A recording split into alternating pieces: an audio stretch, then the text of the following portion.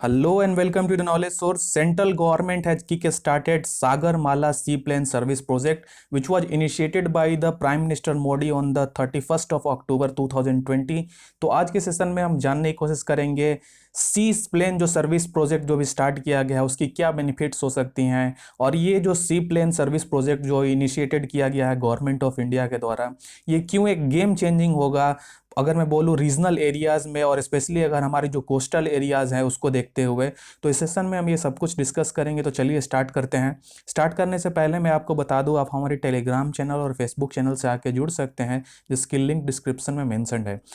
अभी recently 31st of October 2020 को prime minister Modi ने सी प्लेन सागरमाला प्रोजेक्ट ये लॉन्च किया था, और उसके मद्देनज़र ही ये अब देखें हम अभी प्रेजेंट कॉन्टेक्स्ट में, तो सेंट्रल गवर्नमेंट ने ये अपना जो ambitious Sagarmala sea plane project है उसको स्टार्ट कर दिया है। और ये जो है ministry of port shipping and waterways इसके द्वारा इनिशिएट किया जा रहा है ये पूरी प्रोसेसिंग। और ये जो सर्विस है एक गेम चेंजिंग मोमेंट मैं बोलूँगा अगर इंडिया के लिए, क्योंकि अगर आपको पता होगा ये जो हमारी जो कोस्टल एरियाज़ है बहुत ही उसकी ह्यूज पोटेंशियल है, जो कि कन्वर्ट कर सकता है इन मैनेजिंग द लॉजिस्टिक और ट्रांसपोर्टेशन के लिए। और ये जो प्रोजेक्ट है इसका एक्सक्यूशन जो किया जाएगा सागरमाला डेवलपमेंट कंपनी यानी कि SDCL के द्वारा। अगर मैं बात करूं, अगर इसके पहले अगर मैं डिस्कस करने से पहले आपको ये बता देता हूं कि जो सागरमाला प्रोजेक्ट जो स्टार्ट किया गया था वो सी प्लेन सर्विस एरियाज, जो सी प्लेन जो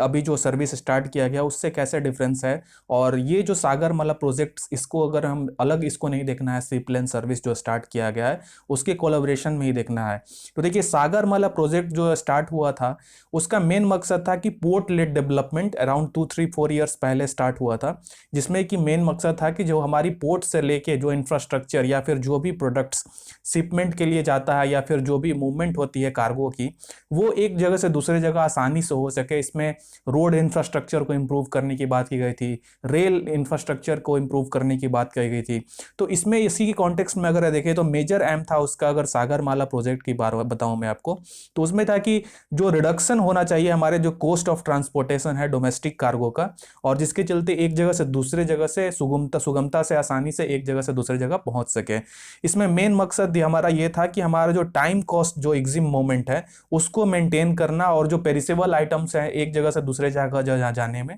वो खराब ना हो जाए और इजीली एक जगह से दूसरे जगह तक पहुंच सके।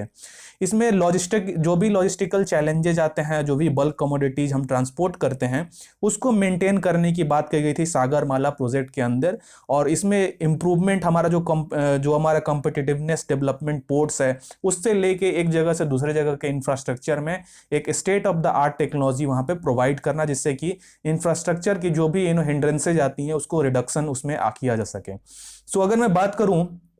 कि ये जो Sagarmala sea plane service project है, ये प्रोजेक्ट जो है ये directive of union ministry of civil aviation के कंसल्टेशन के द्वारा लिया गया था। और इसमें अगर मैं बोलूँ government of India different aviation industry के जो भी एक्सपर्ट्स हैं उनसे भी सलाह ले रहा है कि किस तरीके से ये जो सी प्लेन सर्विस है उसको ग्राउंड वर्क पे बेहतरीन तरीके से यूज़ किया जा सके। और इसके अंडर अगर मैं बात करूँ, ये जो सी प्लेन प्रोजेक्ट है ये एक्चुअली आपको देखना है, जैसे मैंने आपको बताया कि सागरमाला प्रोजेक्ट जो स्टार्ट की गई थी उसके कोलैबोरेशन में ही देखना है, उसके अलग आपको इस प्रोजेक्ट को नहीं देखना है, क्योंकि ये पूरा अल्टीमेटली एक लिंक है जहां पे ये चेन की तरह काम करेगा टोटल डेवलपमेंट में हमारे इंफ्रास्ट्रक्चर के लिए। और इसमें अगर देखें हम, एयरपोर्ट अथॉरिटी ऑफ इंडिया जो है वो वेरियस स्टेट गवर्नमेंट से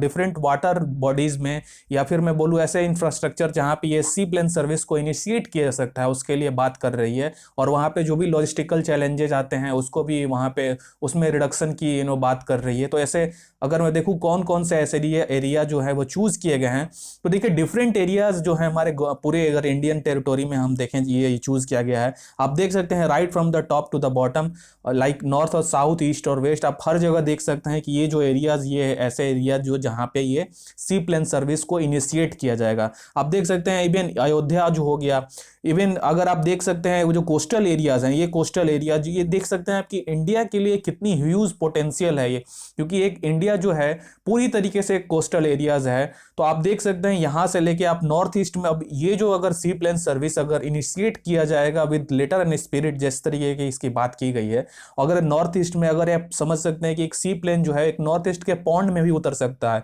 तो यानी कि यहाँ पे जो कॉस्ट होती थी कि एक प्लेन के द्वारा जाना, तो इस सी प्लेन को कहीं भी उतारा जा सकता है, जिससे कि इसमें बहुत ही बहुत ही सहूलियत होगी वहाँ के नॉर्थ ईस्ट के लोगों को रहने के लिए। या फिर मैं बोलूँ अगर जो भी हमारे मेनलैंड एरियाज हैं जहाँ पे अगर वहाँ पे एयर ट्रैफिक की सिस्टम वहाँ पे नहीं है, या फिर वहाँ पे प्लेन वहाँ पे रीच नहीं होती है, इवन कई जगह जो अगर हम देखें कश्मीर के एरियाज में जहाँ पे रेलवेज अभी तक नहीं है, तो सी प्लेन सर्विस जो है वो बहुत ही बेहतरीन टास्क है जो कि प्रेजेंट गवर्नमेंट के द्वारा लिया गया है। सो अगर मैं बोलूं कि बेनिफिट्स इसके क्या क्या हो सकते हैं, तो देखिए सबसे पहले तो ये कनेक्टिविटी इशू करेगा जो कि इजीली एक्सेसिबल होगा इन रिमोट लोकेशन में भी, और इससे हमें क्या होगा कि जो भी हमारे प्लान्स हैं, जो भी हमारे कोस्टल एरियाज से वाटर बॉडीज या छोटे पॉन्ड्स में है, वो भी इस एरियाज में ये प्लेन्स जो हैं वो इजीली वहां से लैंड हो सकेंगी या फिर टेक ऑफ हो जा सकेंगी। तो इसलिए मैं बोल रहा हूँ कि जो कनेक्टिविटी इशू जो पहले हमारी होती थी वो बहुत ही हद तक ये रिडक्शन इसमें हमें देखने को मिल सकता है अगर ये सी प्लेन सर्विस जो है विथ लेटर एंड स्पिरिट इसको ग्राउंड पे उतारा जाए। इसके बाद देखें ये जो सी प्लेन सर्विस है वो गेम चेंजर हो सकता है in providing the supplementary means of faster and comfortable transportation system. जैसा मैंने आपको बताया कि आप सपोज कीजिए कि कोई नॉर्थ ईस्ट एरिया में हमारे इंडिया के कोई एक छोटी पॉन्ड है, तो उसमें आप ये जो सी प्लेन उसको वहां पे उतार सकते हैं, तो आप सोच सकते हैं कि कितनी इसकी ट्रांसपोर्टेशन में या फिर जो कंफर्ट लेवल जो ये प्रोवाइड करेगी वो कितनी ज्यादा होगी।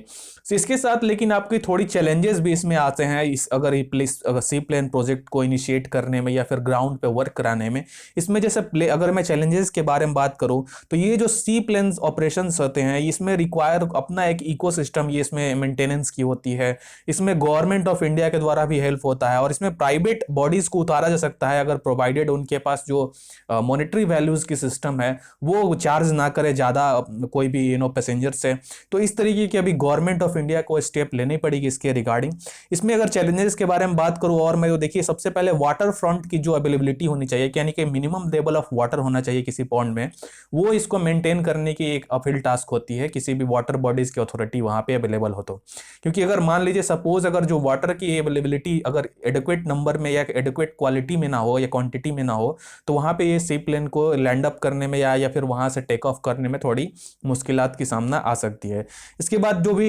जैसा मैंने आपको बताया कि चार्जेस जो भी गवर्नमेंट के द्वारा इनिशिएट किए जाएंगे, ये किस तरीके से गवर्नमेंट के या फिर पैसेंजर्स के ऊपर बर्डन आते हैं, तो इस तरीके के कुछ लॉजिस्टिकल चैलेंजेस भी इसमें हैं जो कि गवर्नमेंट ऑफ इंडिया को इसमें मेक श्योर करना पड़ेगा कि ये जो चैलेंजेस हैं इस पूरे सी प्लेन प्रोजेक्ट को कहीं डोल ड्रम में ना ले जाए। देखिए प्रेजेंट गवर्नमेंट के बारे में बात करूं तो जब से ये प्रेजेंट गवर्नमेंट आई है पावर में, अगर मैं बोलूं एक चीज वाटर फ्रंट की जो भी कैपेबिलिटीज इन्हेंसमेंट हो या फिर जो वाटर बॉडीज की जो इंप्रूवमेंट की बात हो, तो ये गवर्नमेंट इस पे बहुत ही ज़्यादा वर्क कर रही है। और जो भी इसमें वाटर वेज है उसको इन्हेंसमेंट करना, उसकी देख रेख करना, या फिर जो वाटर बॉडीज की जो मेंटेनेंस की बात होती है, ये प्रेजेंट गवर्नमेंट इसमें बहुत ही अच्छा कर रही है। और मैं आशा करता हूँ कि ये जो सी प्लेन प्रोजेक्ट है इसको लेटर एंड स्पिरिट में इसको यूटिलाइज किया जाए, और ये एक गेम चेंजर मोमेंट हो सकता है इंडियन इकोनॉमी के लिए, और जो भी हमारे दूर दराज में इलाके में जो भी पैसेंजर्स या फिर लोग रहते हैं।